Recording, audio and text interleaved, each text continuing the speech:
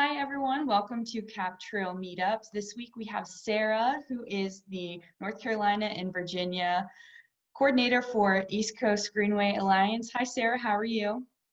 Hi, I'm doing great. How are you? Wonderful. All right, so let's start off. What is East Coast Greenway Alliance? So, the East Coast Greenway Alliance is the nonprofit organization that leads the development of the East Coast Greenway. So, planning, building, and promoting the Greenway. And the East Coast Greenway, as you can see here, is a 3,000-mile walking and biking route that stretches from Maine to Florida. Wonderful. And what exactly is your role? So my job is the Virginia and North Carolina coordinator for the Alliance. So we have a bunch of different regional coordinators who work in all these different regions. So I oversee the development of the trail in both North Carolina and Virginia. I'm based in our headquarters office in Durham, North Carolina, but I also cover Virginia. I'm originally from Virginia, so before the pandemic, I split my time between Virginia and North Carolina. Now it's a little different. Most things are remote, and I'm not leaving Durham too often now. But essentially, I work with all the different localities, jurisdictions, state agencies, community groups, etc., along the route who help make the Greenway happen. So a lot of my job is facilitating getting the Greenway planned and built among all these different groups and stakeholders. Great. All right, so what kind of changes have you seen? Obviously, you're working in Durham, but you're still working with so many other trails, so you know what's going on. So what kind of changes have you seen on trails since COVID restrictions have been implemented? Yeah, the main thing we've seen is just a huge increase in the number of people out on the Greenway, on all parts of the East Coast Greenway. So we're seeing double and sometimes even triple the average number of people out there. Started this spring once COVID really set in, and it stayed steady through the summer. So that's the main part, is just so many more people who are out there. And then a lot of folks who are new to the Greenway, new to kind of trail recreation in general.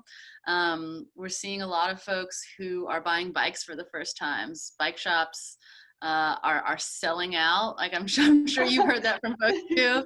They can't sell a bikes. bike shortage, right? Exactly, yeah. And it's funny because COVID has impacted different businesses in wildly different ways, but the bike shops are doing great. Right. We're also seeing that there's a lot of folks who are using the Greenway for new purposes.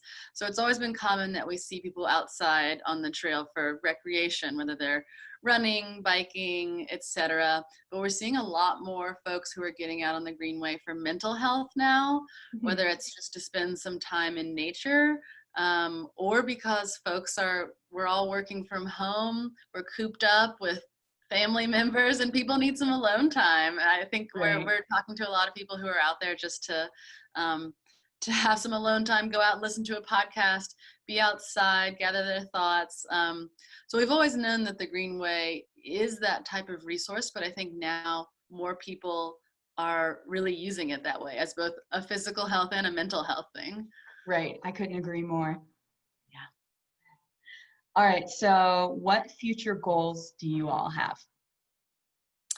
Good question. So obviously our main goal is completing the East Coast Greenway. It's a trail that's in development. So like I said, it's about 3,000 miles long, and currently a little over a third is complete, so a little over 1,000 miles. So we do have about 2/3 left to go. So that's our very long-term goal of the organization as a whole. But the shorter term goals, as we're moving through the next few years, one big thing we're focusing on is bringing the Greenway to the communities who need it most, especially in rural areas. a lot of the urban parts of the East Coast Greenway are basically complete at this point. And those rural corridors in between the cities, those are the spots where there tends to be less trail development. So part of it is working with those communities to bring the trail to them, to get it planned, to get the right folks involved to make it happen and close some of those gaps in the rural corridors. Right. Wonderful. All right. So my last question is, do you have a favorite spot along the East Coast Greenway? I saw your itinerary that you recommended on the website is the Virginia Capitol Trail. So if it's not the Virginia Capitol Trail, where is it? Yeah, that's what I was gonna say. Being from Virginia and having lived in both Richmond and Williamsburg, Okay. I love the Capitol Trail because it connects the two, and as you know, it's great. Right. But I would say after that, my favorite East Coast Greenway spot in Virginia, I think I'll go with my favorite newly designated part of the East Coast Greenway, which is actually up in Prince William County in Northern Virginia. There's a part of the Greenway that goes by Occoquan Bay, and there's a national wildlife refuge there. So the trail goes right by it. Veterans Memorial Park. I'm a huge nature nerd, and I love all the wetland stuff, and I like to go like bird watching and all that. So I got to do like a little site visit up there before the pandemic and check it out. And it's just a really cool area where it's Northern Virginia.